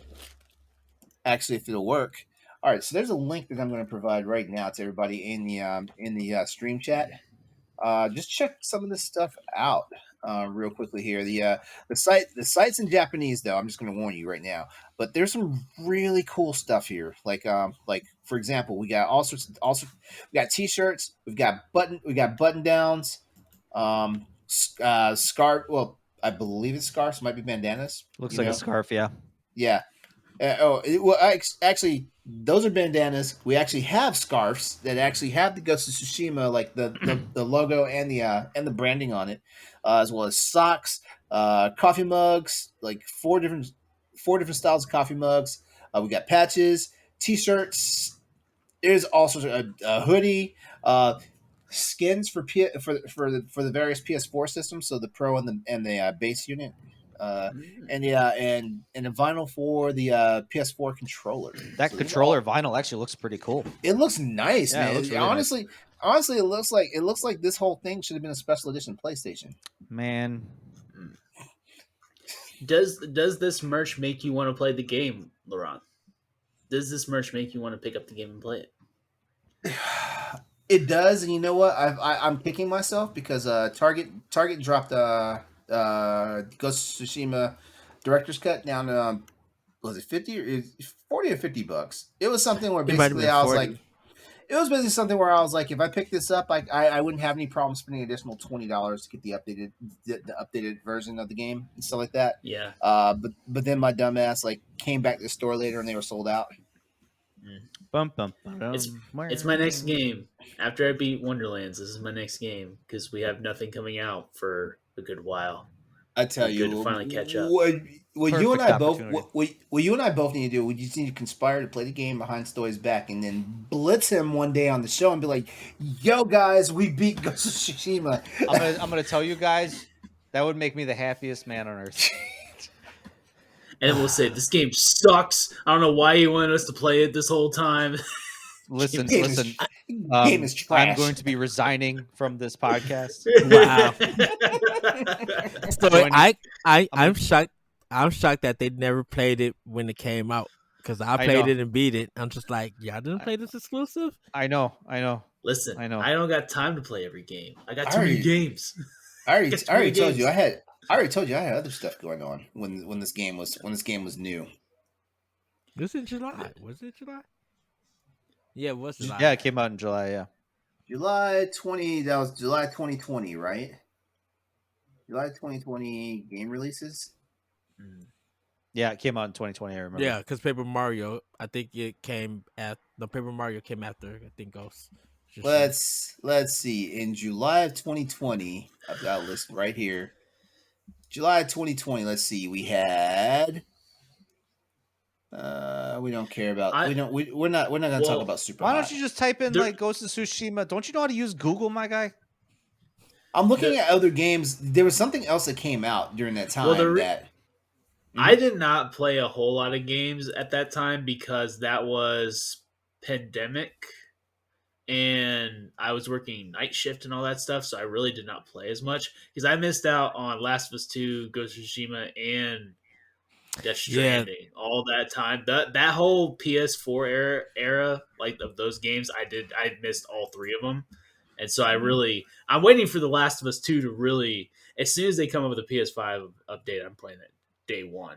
Yeah, like, I basically desperately want to play that game, but it just I feel like it was the same for me because I was looking at this list and it must have been something that came out the prior month that was just like, nah, I can't do it.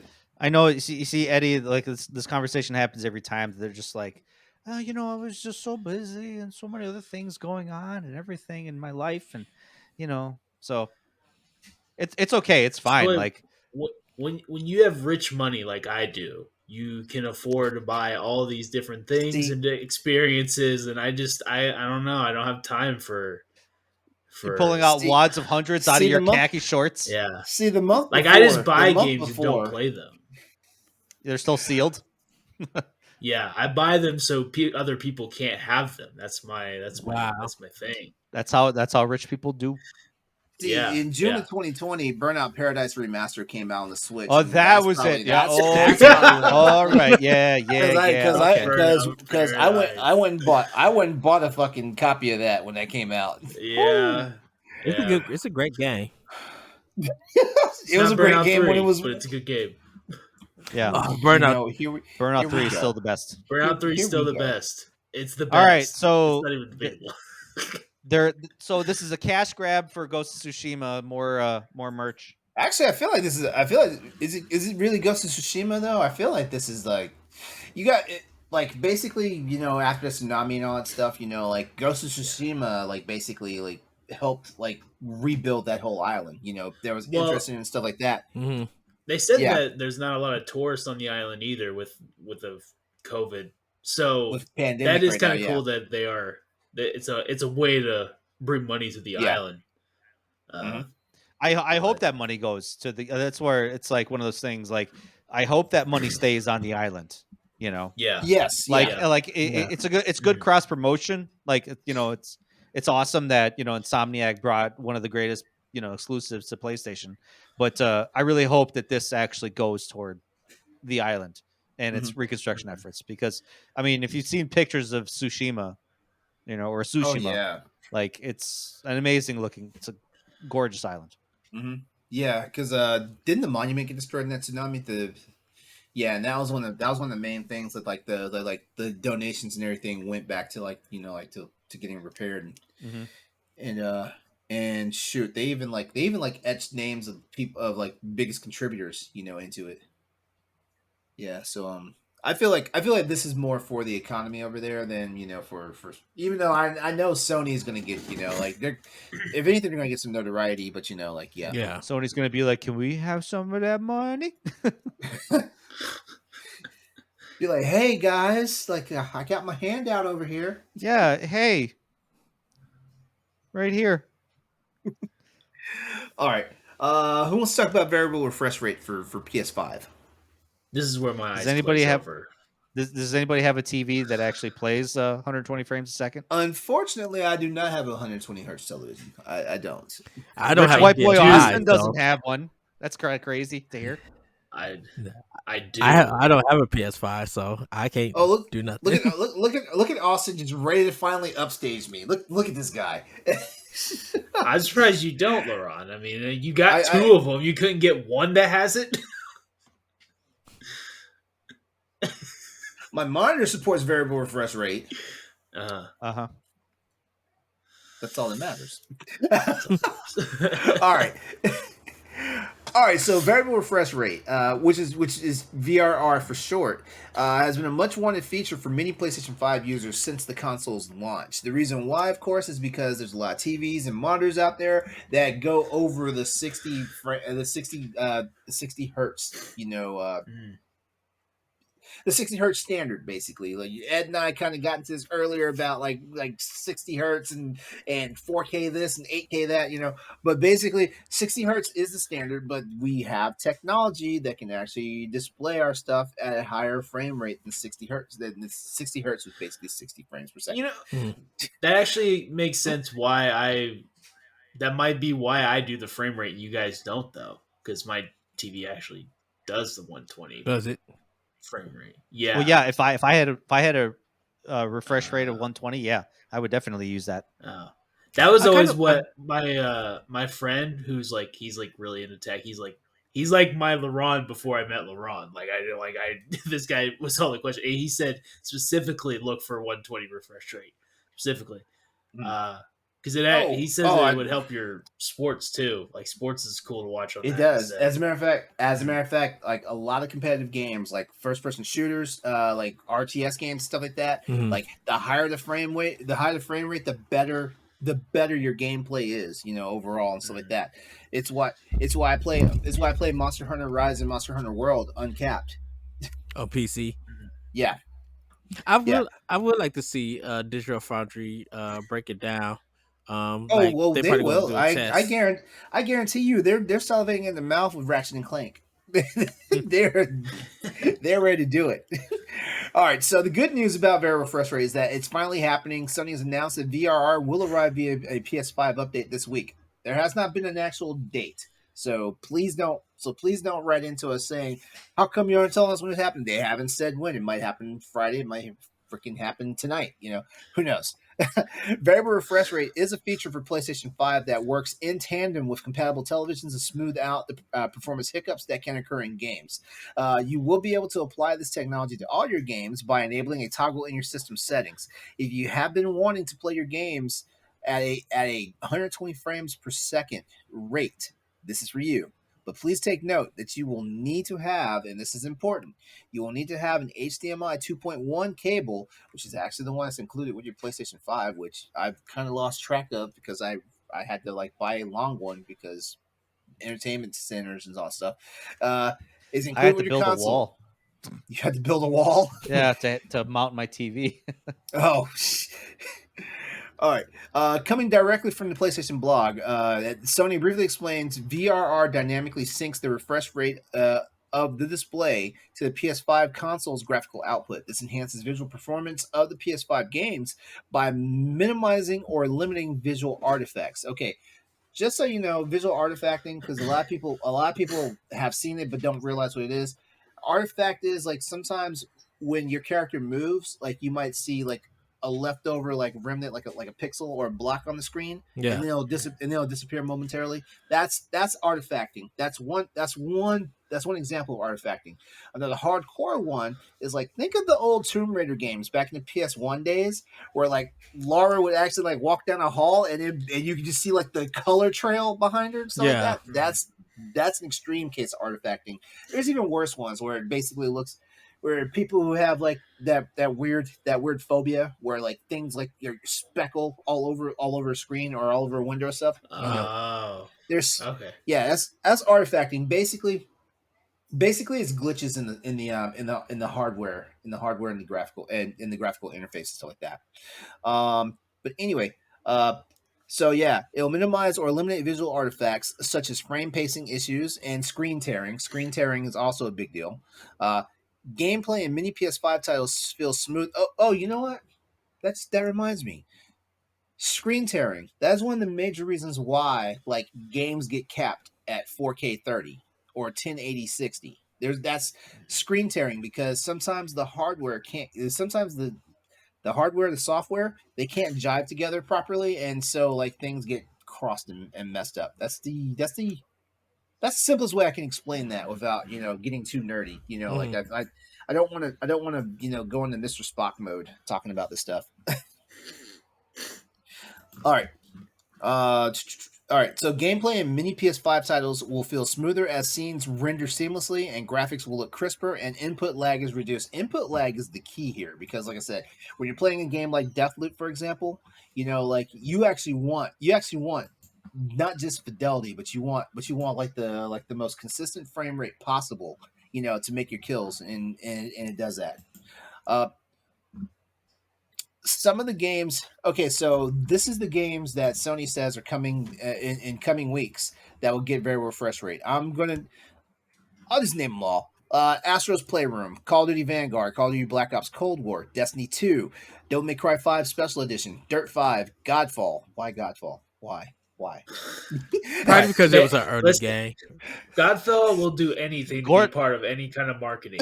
Like they just want actually a their name good-looking thrown game. out there. Yeah, Godfall's a good looking game. It's a good looking game, yeah. I mean, Warframe's a good looking game too. it's just bland. I mean, That's all it is. Like it's just bland. Godfall Yeah. is just bland. Yeah. Yep. You've got Marvel Spider-Man Remastered, Marvel Spider-Man Miles Morales, Ratchet and Clank Rift Apart, Resident Evil Village, Tiny Tina's Wonderlands. There you go, Austin. I know you're ready for that. Tom Clancy's Rainbow Six Siege and Tribes of Midgard. Tribes of Midgard, which wasn't that supposed to be like a free game at one point? I think so. No, Yeah. there is a rumor that it's going to be the PS Plus next month.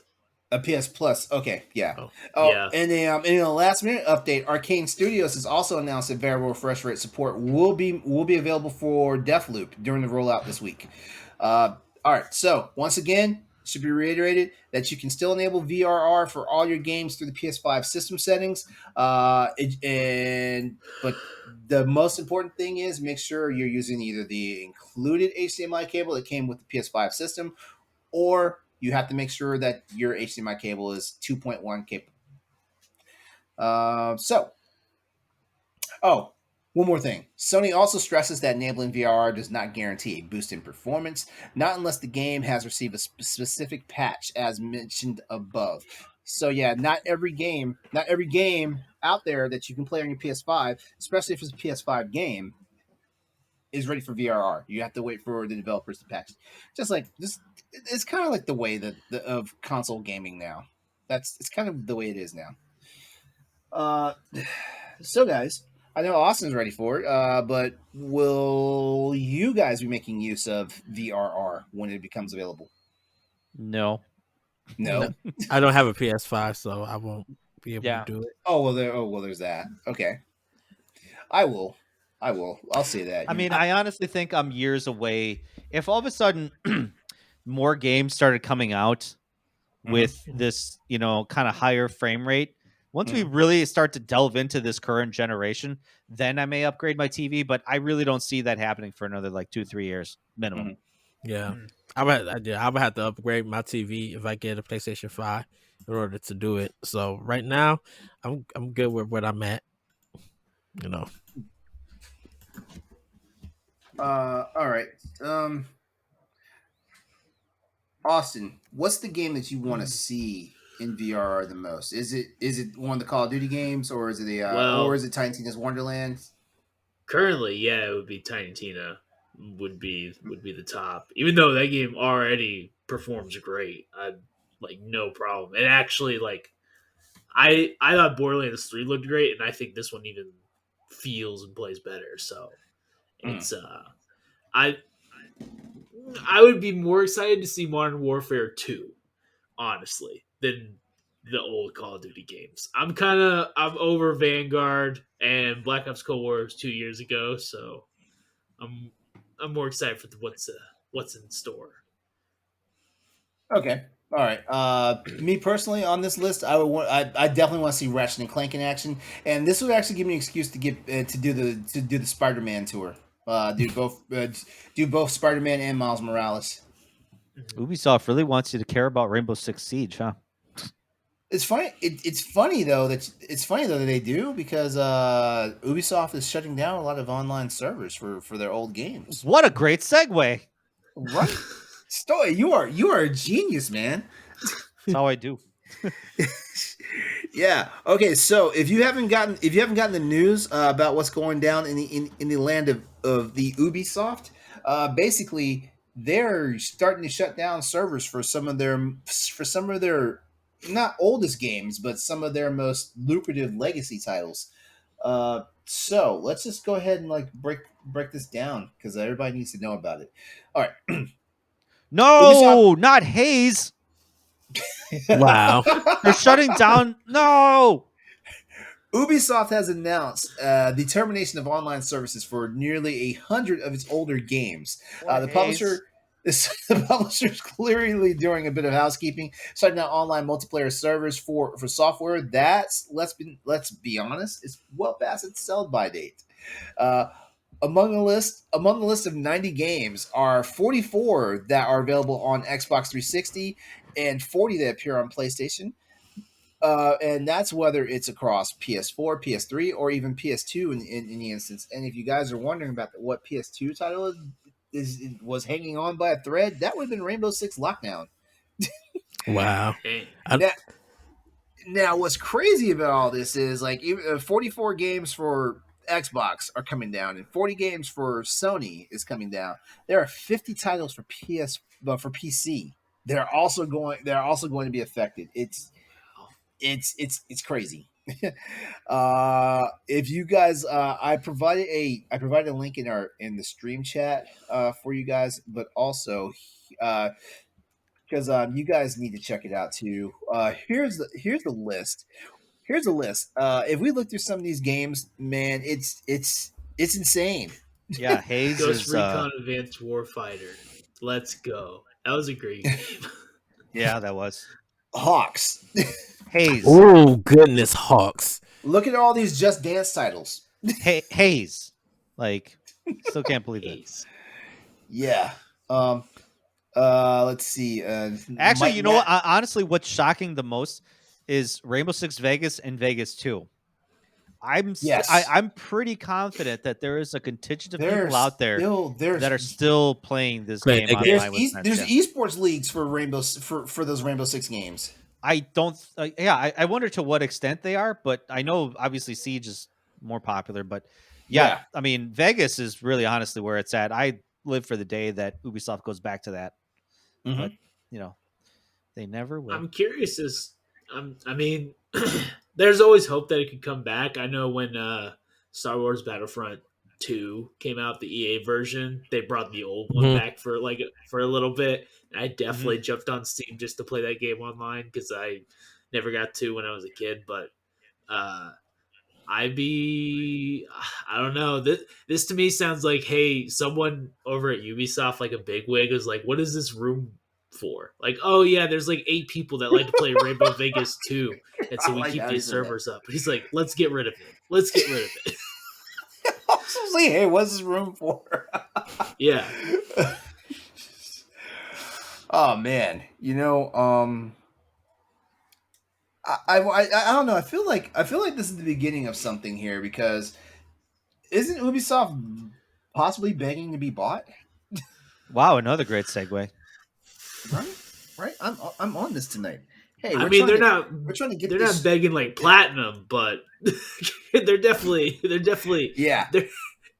They're teasing at this point. They're definitely dancing seductively, just like, hey, someone buy us. Whereas Platinum was just whoring themselves out at this point. They're like, please. And all right, so we picked this up. We picked this up from Game Rant. But Ubisoft is reportedly confirmed to be fielding acquisition inquiries. But from private equity firms rather than from PlayStation or Xbox. So there's a twist. So that's the twist right there. They want to sell to the private sector and not just so much into another entity in the gaming industry. Elon Musk. Here we go. Elon Musk is going to save Beyond Good and Evil. My thing is, how financially have they been hurting at Ubisoft? Come on, Ed. Well, you have to ask that question. We've been waiting 15 years for Beyond Good and Evil 2. Well, yeah. We're still waiting 15 years for Beyond Good and Evil. Yeah, it's gonna be. Yeah, You're wait gonna wait another 15 15 years more we're gonna be years. we're gonna be Exactly. old. We're gonna be old ass fucking men when this game come out. Like If it comes out. Austin included, because he's the youngest one here, and Austin's gonna Yeah. have a cane, and he's gonna be like like diabetic and all that stuff. And finally, I Beyond Good remember. and Evil 2 is gonna be out. I remember when I used to play, and Jade would take pictures, and there was this talking pig dude that was going around. And it all came out on the NFT. Yeah. The whole game. And somehow Joseph Gordon-Levitt is still alive and looks young. They are definitely pumping him with some kind of drugs. All right, so a report from Bloomberg claims that Ubisoft is drawing what it describes as buyout interest from multiple different sources. These sources are quite a surprise, however, as they are private equity firms rather than established organizations within the video game industry, such as PlayStation or Xbox. The two firms mentioned by name are Blackstone Incorporated and KKR and Company. I'm glad I read that right, because it could have easily came out of something else just now. KKK, that's not good. No potential buyout is said to be near completion, but it is possible that things could change in the relatively near future. Now, the thing that we have to take into account here is that industry acquisitions are happening faster than ever before. Microsoft and Sony just seem to be snatching up like different, like they're making investments in different ways. Like just recently, like Jade Raymond's studio, Haven, got picked up. There's rumors that I forgot. There's a rumor that Sony's about to pick up another like long-standing company, but it's slipping my mind who that is, because I feel like Sony's got all of them now. And of course, we look at Activision Blizzard and ZeniMax Media and Bungie. Bungie, that was the one. Mm-hmm. Yeah, Bungie. That was Bungie was a big one. I'm still kind of reeling from like the Bungie acquisition for Sony. That one was a weird one because it felt like, oh, okay, Sony got Bungie, then like really nobody cared like 2 days after with Bungie. The only question they was asking, okay, what you gonna do with the Destiny content, and that was it. Like no one, that Bungie one felt like no one really cared. I think it's because they answered the question. Like when they bought him, they're like, "Hey, they're still going to put games on other stuff, so no need for speculation." That was it. Yeah, exactly. So exactly. Like, exactly. Whereas, like Microsoft played this whole cloak and dagger game, behind what's gonna happen with Fallout, what's gonna happen with this, what's gonna happen with that. Yeah. Shit. And they're still not completely open. Yeah, they're still not completely honest. But what I do like is they had more transparency when they snatched up Activision Blizzard than they did with ZeniMax Bethesda. Mm-hmm. Yeah, like they're like, oh no, like all the stuff that was agreed to. I think they knew because like look at the fallout that happened as soon as we found out Starfield was not going to be on PlayStation. I think that was their barometer, for how that went down. So when they got Activision Blizzard, the first thing they had to think about was, what the hell are we going to do with the people who are Call of Duty fans? What the hell are we going to do with the people who are Overwatch fans? Yeah. Well, they know where money is at, and the money is in those two products. So yeah, like why would you? I think we talked about this. Why would you cut off part of your fan base who's going to support you with money to buy this game and DLC and stuff? Video games are a business. Yeah. I mean, because I was telling people, I'm like, Microsoft is not dumb. They're not going to reduce half of their player base to like Game Pass for Activision titles with Call of Duty. If you could get more on two consoles and PC, they're gonna go out and do that. They're not gonna just reduce it to one. Yep, true. Okay, so circling back to this article real fast, Blackstone is one of the largest investors in the leveraged buyouts for the past 30 years, with the company's assets recently having measured to be over $880 million. Its investments are incredibly diverse, whether it's the Bellagio Resort in Las Vegas, a majority stake in Spanx, Ancestry.com, or a controversial investment in Swedish oat milk, that company, Oatly. Meanwhile, KKR has a similarly diverse investment profile spread across real estate, hedge funds, and media. neither has delved into gaming before. Wait, isn't Coke Media also kind of, because Coke Media has like Deep Silver, like, so think Saints Row. Yeah. Yeah. Yeah. Isn't Coke Media like they're not specifically gaming? No, because they do music too, like Yeah. records and stuff. Yeah. I always thought it was Koch Media. No, it's Coke. It depending on how you say it, sometimes it's Coke. Cook Media. Yeah. Okay. Ubisoft has been caught up in many different controversies in the past several years surrounding sexual discrimination and abuse. As a result, the value of Ubisoft shares has dramatically fallen, making it an attractive target for investment companies. Please remember, the Activision Blizzard's like whole debacle is what made them like a very nice target for Microsoft to come in and acquire.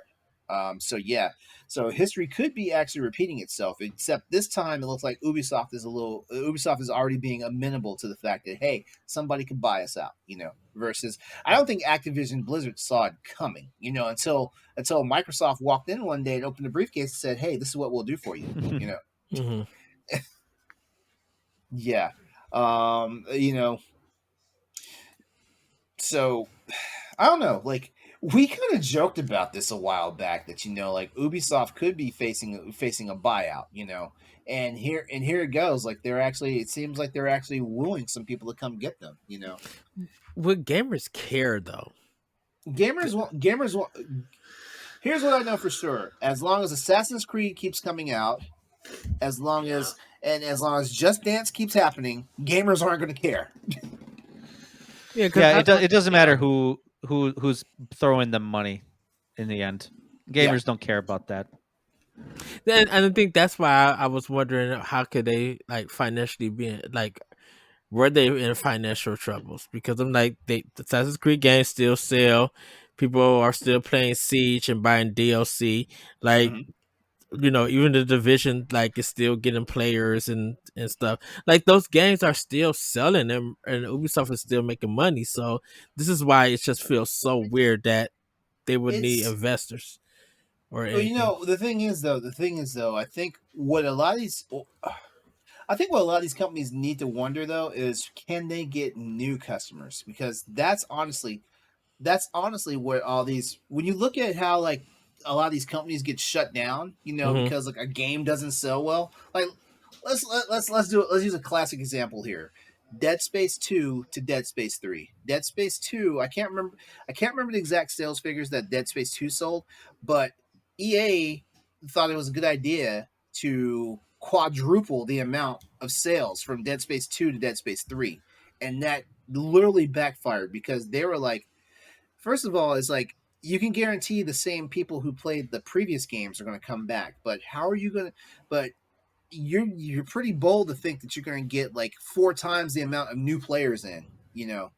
It doesn't make credible sense. And I think where a lot of these companies get in trouble is they think they can always get new players. And like I think some of these numbers can get a little like it bloated because like we got people who double dip all the time. I know for sure, like I bought multiple copies of Monster Hunter games, like the same Monster Hunter game.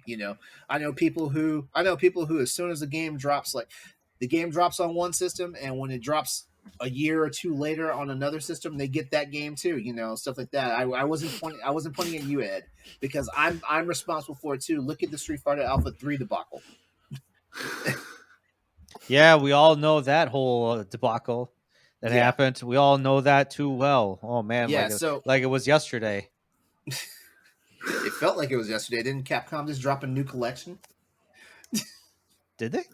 I haven't bought that one yet. Well, Isn't no, there you got like the, you got three the, Capcom collections a year though? Like I just feel Yeah, like you got Capcom the- has I like think- so many. I can't remember if it's called Capcom Arcade Cabinet or something like that. Like There that was I'm Arcadium Stadium. Yeah. I'm Arcadium Stadium. almost enticed to get it though because I do want to play the original Ghosts and Goblins, the arcade game, not the freaking NES game, and not the revisited or whatever that new one is. Even though Resurrection, which that one's pretty fun, but it's hard as fuck. it's pure goodness. I was thinking of the fighting one with Darksiders and all of that one. Yeah, see, yeah, I mean, Darkstalkers and all that stuff. Starsters. Like they're fun and everything. But like the fact that they have 4 editions of the same Darkstalkers game is infuriating on in one collection. It's like, come on, guys. All right, so ultimately, what's going on right now is Ubisoft overall is not has not entered any type of serious negotiation with any companies regarding potential acquisitions at this time. But it is possible that Ubisoft. It is also possible that Ubisoft has no interest in an acquisition at this point in time as well.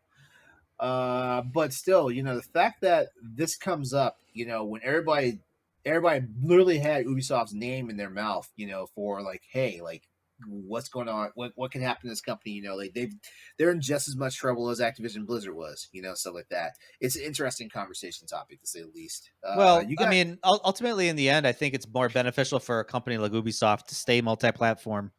And Yeah. we see this all across business altogether. Is like sometimes businesses start to falter. They have a history of bad culture. People start leaving your company Mhm. because of bad press. And maybe you have a couple duds in games. I mean, let's talk about a lot of the recent duds that Ubisoft had. What was that one battle royale dodgeball game that they tried to make? And then Riders Republic is like not getting the numbers that they initially hoped. So, and yeah, Division 2, I know, Eddie, you talked about Division 2, but that landed with a dud too. Like it Yeah, didn't have anywhere near the player base that the first one did. yeah, Yeah, which is a So shame too, because like Division 1 had a strong fan base, and they dropped off like what in a matter of months. yeah, it wasn't very long term because Yeah, but I think Ubisoft was trying to back the wrong horse in the last couple of years with trying to kind of use these games as a service model to push their next game, and even I think I don't know if it's really confirmed yet, but with their saying that the next Assassin's Creed is going to be a service based game, I'm pretty sure that turned a lot of people off, a me lot of included. the games for service or service for games or whatever that thing is. I think that's literally about to be a genre that dies out. Because Yeah. if it doesn't die out, they're going to see a loss of a lot of players, and people just the ideal is there, but I guess everybody's just like equating it to Destiny in a Hmm. sense. And so when companies are thinking of games as a service, they're thinking of if we could get it to the level of Destiny, we should be good to go. But then when it falls off, no one's talking about it. When people are reporting it, and you see the Steam count of people like 18 people playing it and stuff, that becomes a problem because what ends up happening is that company itself feels like they abandoned the project after the Hmm. players abandoned. Yeah.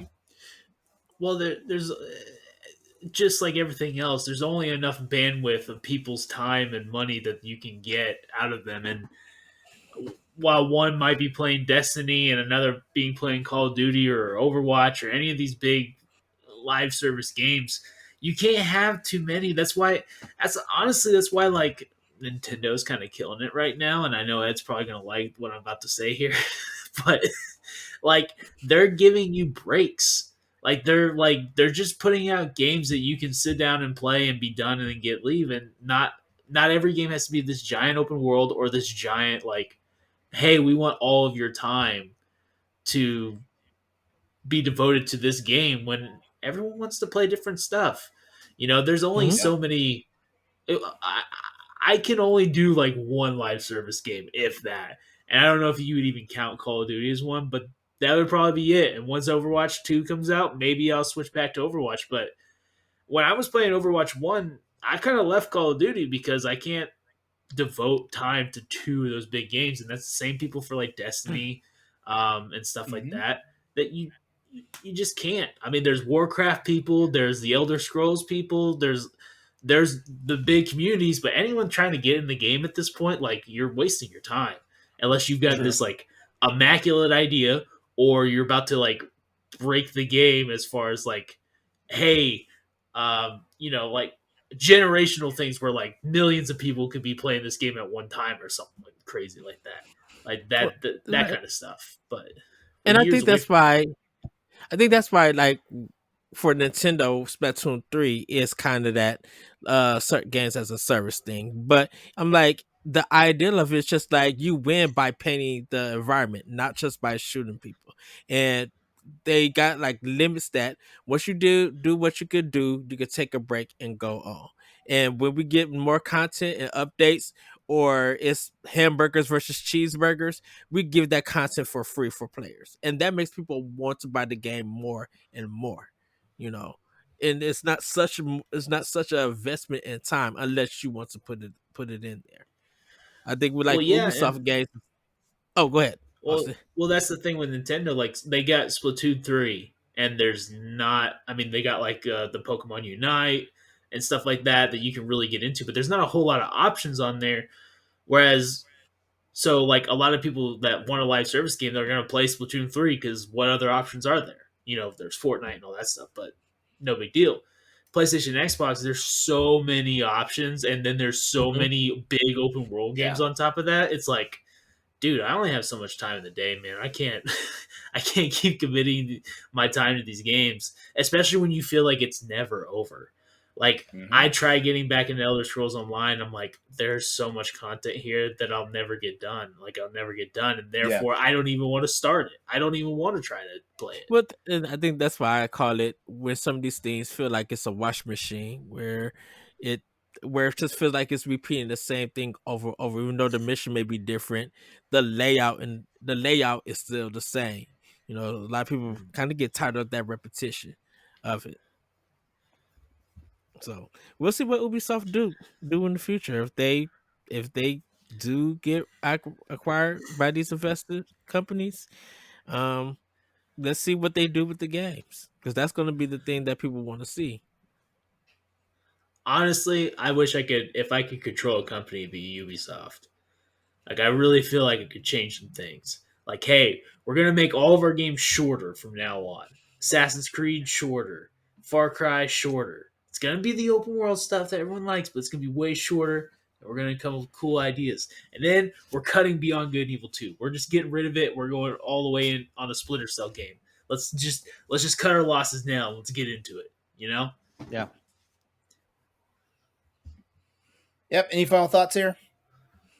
Uh, Too I many just want open world games. I'm looking at this list. Ubisoft open world games. We're talking Watch Dogs, Assassin's Creed, Far Cry. The Division's kind of one. Apparently, we're still getting Skull and Bones. In case anybody forgot I feel that. like that's Ubisoft's. I feel like open world games are like their sauce right now. I mean, But you know, Ghost Recon changed to an open open world world. game. Yeah. Yeah, Yeah. remember that And game, Ghost Recon Future Soldier? One of the best Ghost Recon titles out there. It didn't need to be yes. open world. The levels were huge, but it was very linear, and it was what Ghost Recon should have been. It It didn't Mhm. need to go open world. Hang on, Eddie. oh, Hang on. Wait your turn. But I keep hearing that.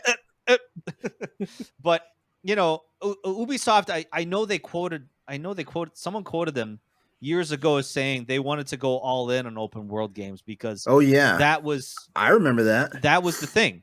Remember a couple years Mhm. ago when battle royale modes were the thing and everybody wanted to go in on battle royale?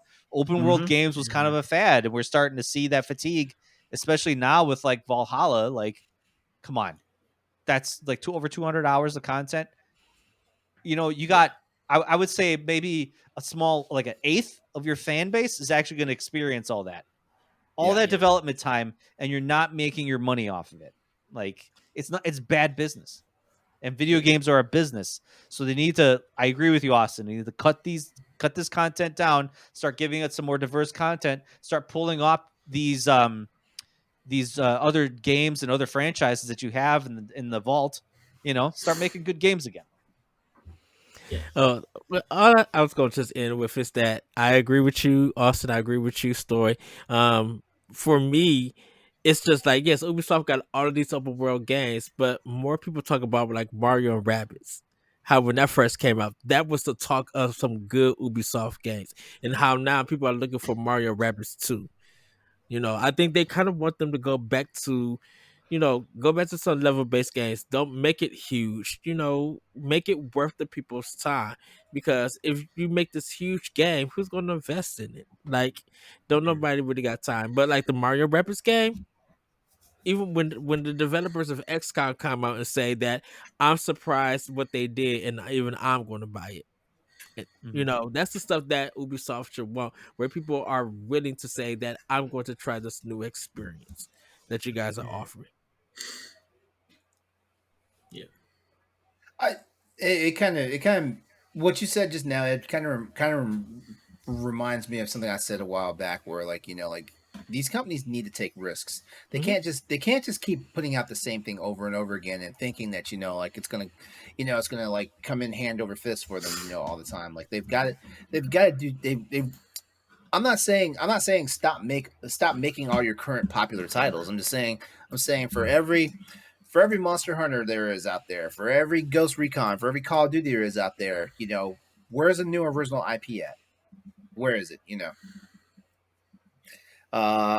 It's risky, and I agree. Like a lot of companies don't take that risk. I'm gonna shove Nintendo here that whenever they introduce new IPs, it doesn't work out so well. The one exception that worked for them was Splatoon, and I think Splatoon was a huge success for them.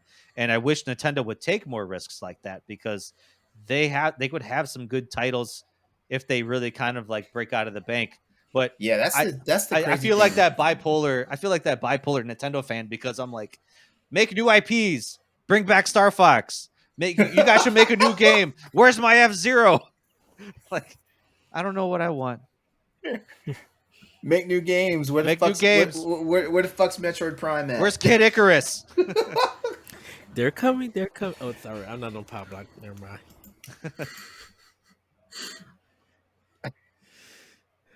About that Mario movie. Nah, never mind. We're done tonight. No. I have no words about that at all. All right, we're gonna go ahead and wrap this up tonight. First of all, thanks to everyone that checked us out tonight. We appreciated everything. As always, as we wrap up the show, we can go ahead and let everyone know where to get with and hook up with the rest of the crew. Not hook up in that type of way, though. No, because we don't encourage that with our teammates here. But if you want to slide into someone's DMs, though, what a way to make this weird. Tell them where to find you at. This got weird. If you want to slide into my DMs, you can find me on Twitter at @RetroCode. You can also check out Nintendo Pow Block on Mondays. That's where we go live at 7:30/8:30. You can also check our the recorded on Boss Rush Net and on YouTube on Wednesdays and Anchor FM and other podcast apps. And also check out Nintendo Expansion Pass. You could get a week early if you become a Patreon subscriber. Just $1. You guys can get those discussions and episodes a week early, along with Standard Definition and After Dark and more podcasts. That'll be coming to the service soon. So yeah, but pretty much there. And then you guys can check out Optional Opinion on SoundCloud. I will be dropping some new episodes because I'm going to be doing sales of multi-platform versus first party. It's going to be a really good, interesting discussion. All right, cool. Austin. Follow me at PlayStation on Twitter. You can slide in my DMs, but I'm not promising I'm going to respond. Depends on how you say it. Depends my man's going to be out in the golf course, and he's going to be like, all right, I got time for that. Yeah. I'm like, oh, you want me to play Ghost of Tsushima? Sorry, I'm golfing while riding on my horse. I'm playing polo golf. Yeah, that's the definition of rich entitlement. I know, right? What kind of suburban message you talk? Wow. All right, Stoy, you're up. You can follow me on the EXP Cast. We're a video game podcast with the Boss Rush Network. You can Facebook, Twitter, and Instagram at EXP Cast. We're kind of on a little 2-week break because this weekend was kind of rough for us, and next week I'm doing a video game hunting trip with Josh, a member of our podcast. So if you follow us on YouTube, we're gonna have some videos of our kind of pickups and exploits, and maybe have some content because we're also going to be going down to the limited run physical store in Raleigh, North Carolina.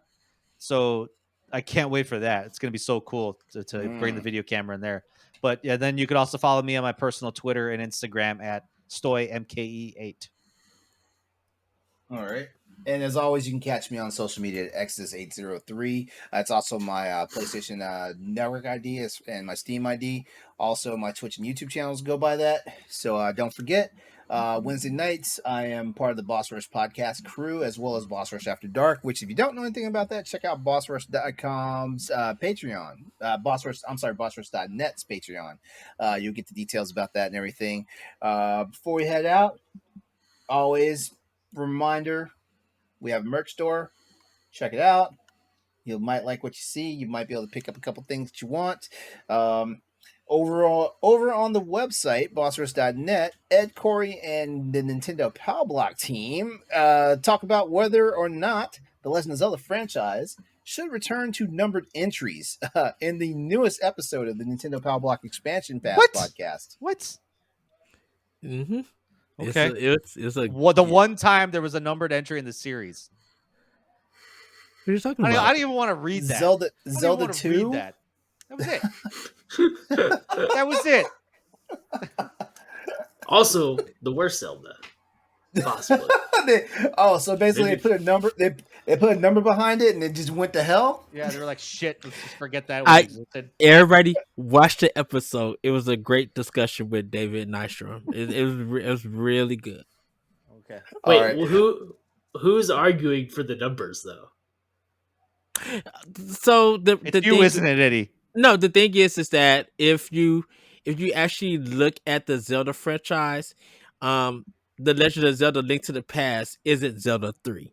If you go by numbers, because that's where they started going. Because when you look at the timeline of all the titles, none of them make sense to be in order. No one makes because sense. they're all like out of order. So that wouldn't make it. So none of them would actually be like an actual 3. Like the there Legend we of go. Zelda There's your 3. podcast episode right there. Doesn't make sense. Go watch the episode, everybody. I don't need to because I've already figured it out. All right. Dan Kalana has some suggestions for you in his editorial. Titled "Done with Elden Ring? Play these From Software games next." I guarantee you that's going to go over well for a lot of people. Oh, somebody already asked me because I put their mech game on the Armored Core, and they were just like, "What the world is that?" I'm like, "Oh, great." All right, and in the April 21st edition of the Boss Rush banner, Patrick Nisley asked gamers the question, are modern games too complicated? I'm going to say no. I'm going to say no. No. Because Flux can't still beat Super Mario Brothers. Okay, so. all right. Complicated in terms of difficulty or complicated in terms of mechanics? Okay, I'm going to say games are complicated these days because of mechanics, but not so much difficulty. Not so much difficulty, yeah. Because I feel like here's the thing about it, and like if you're a gamer at my age, I think it's more of a patience thing. I think we've spoken about this quite a few episodes. Like it's more of a patience thing. Like we at this point in our lives, like we're waiting for like that fast, easy outcome. I will say that I think that's why, which I don't know what this article talks about, but that's why Ghostwire Tokyo was very refreshing to me, was just how easy the mechanics were. Mm-hmm. Yeah. Honestly, like that was really refreshing to me just to have a simple game for once. Agree. Yeah. Totally agree. Yep. All that we spoke about and more can be found over at the website, bossrush.net. So head on over there and check out more editorial shows and all the other things in between from our ever-growing family of creators and contributors out there. Do not forget about the bossrush.net Discord. And as always, you can chat with us and keep the conversation going by hitting us up on Twitter at PS_Crossroads. This has been episode 79 of the Crossroads Podcast. We want to thank you all for joining us tonight. It's been a blast. Have fun. Ed, we appreciate you, man. Good to see you. Thank you, guys. As we roll out, always remember, play games, be better, and we will see you next time. Woohoo! Pour one out for Hayes.